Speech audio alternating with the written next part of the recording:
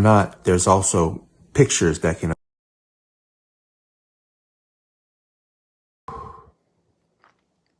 I found a way to explain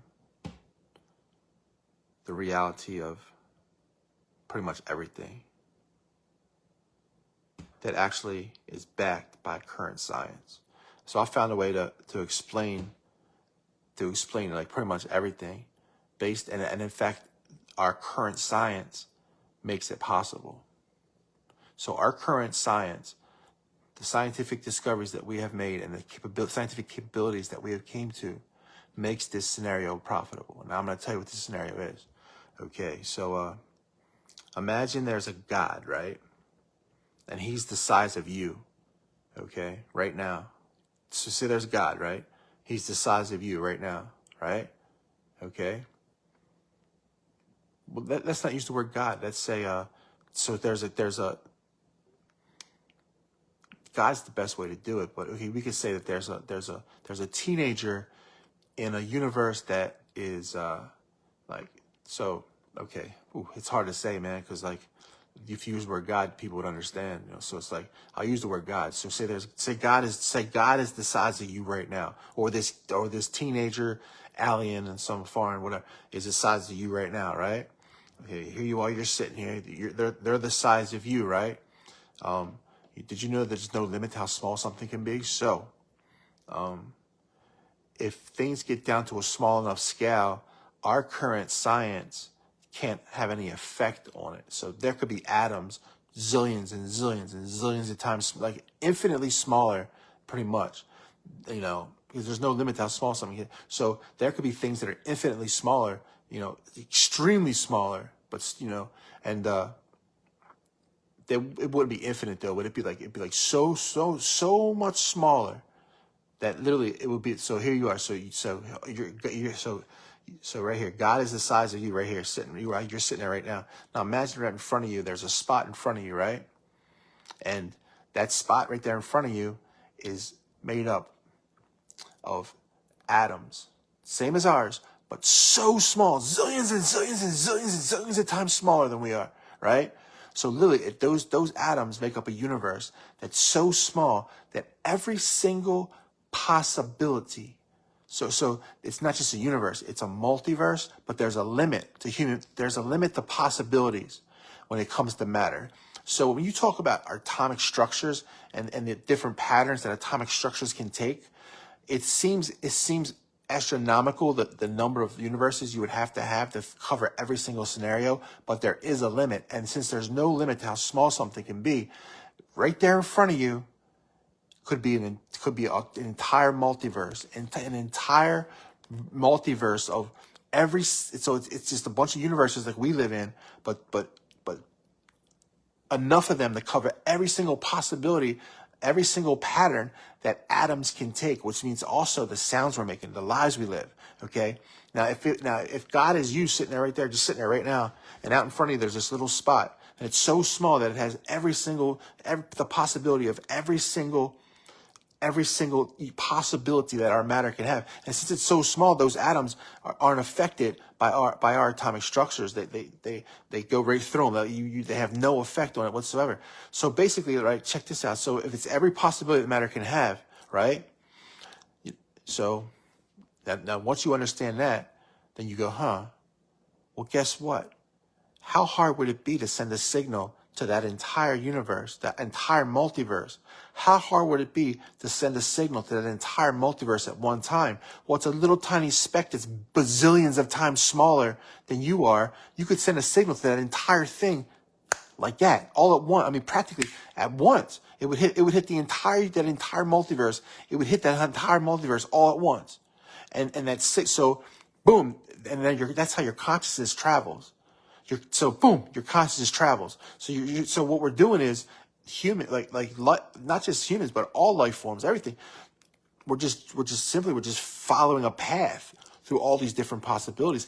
And so there's all these different ways you could talk about it. So like what controls the path? You know, so the religious people are like, okay, well, if you're good, you'll have a flow through these universes, you know, and you'll have a great life. But if you're bad, you flow through these universes where it's chaos and horror. And seriously, so it's like, and the whole, so you could think of all these different possibilities of why our consciousness jumps from different universes, you know, but and it also makes time travel possible. It's not really time travel. There are scenarios where so imagine you're real time right now. You're in real time right now, okay? Well, imagine there's another universe that's in real time right now, but their timeline, so like 50 years ago on your timeline is right now on their timeline. A million years ago on their timeline is right now on your timeline. And and it follows the exact same pattern that you followed to get to this point. It's wild, yo. Think about it. So literally you could just jump to this parallel universe that's in the exact same time that you're at right now, but their timeline is back a million years ago or 20 years ago. So like literally it's possible for your consciousness to jump to another universe, in this multiverse, to jump to another universe instantaneously and be like with your, be with like your family. You talk about heaven and God and all, there's all these different reasons why it would work. Now, it makes the most sense to me though, that it's controlled by the decisions you make. The decisions you make, what's in your heart. Like you make bad choices, you follow a bad pattern, and eventually it turns into hell. If you're good and you follow a good pattern, you're good to people and you do good, then you follow a path to heaven. So you just jump through universes until you have just total bliss and all your dreams come true. So that to me, that's what it seems like to me. It seems like, but it could be a finer thing. It could be like a learning process, because then death is impossible. You can't actually die. So because all these consciousness is like, there's a scenario where we're all together. So this is wild, yo. It's wild. So there's like almost an infinite number of you living your exact same life, and every time it goes in a different direction, they go in a different direction. I don't know. There's all kinds of different explanations of why we travel, but we could travel instantaneously to almost. So there's a limit though. So there's actually a limit to how many different combinations of atomic reactions and positioning and function, which also includes us as humans, how things we say, the lives we live, the path that we follow. Because the path that we follow in our life is just following through patterns of matter, different patterns of matter moving around. And so pretty much that's the explanation of what actually human, like the existence, not just human existence, but all animals. So, and of course there's like, out there, so, well, if we can exist, then many different kinds of life forms could exist as well. So there's all these scenarios where it's like, there's aliens and stuff and like all kinds of, it's wild, to infinity and beyond, I'm telling you, seriously. Boom, snap of the finger, you can send a signal to that entire multiverse. It's almost, it's so large. It's got every single part. But the thing is that since there's no limitation to how small I'll repeat myself, there's no limitation to how small something can be.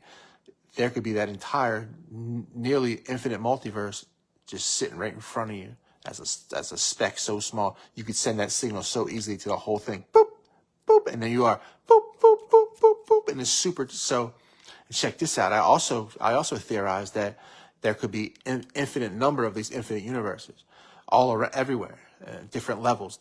So like as I'm sitting here right now, there's a little spot. There's a universe that's a little spot in front of me, but I'm in a little spot in a universe in relation to somebody that's that much bigger than me and smaller, and infinitely, both directions. Pretty wild, huh? Pretty wild. They say that when you go to heaven, all your relatives are there. Well, there's a scenario where all your relatives are there, with real science backing it up. Because all you have to do, seriously, if you understand what I'm saying, is there's a universe right now that's in the exact same pattern of like the exact same state that we are, but it's on a timeline like 50 years ago. So it's right now. It's right now. Like if I could walk through that door, I'd be in the other universe. But it's right now, literally, I just walk into use the door as an example. So when I walk through that door, I'm walking into another universe. Well, right over there, there's a universe past that door that is right now, but it's right now as we are here, but the timeline is 50 years ago. You see what I'm saying? So you walk through that door, and all of a sudden, it's 50 years ago. All your family's all still alive. Pretty wild, huh?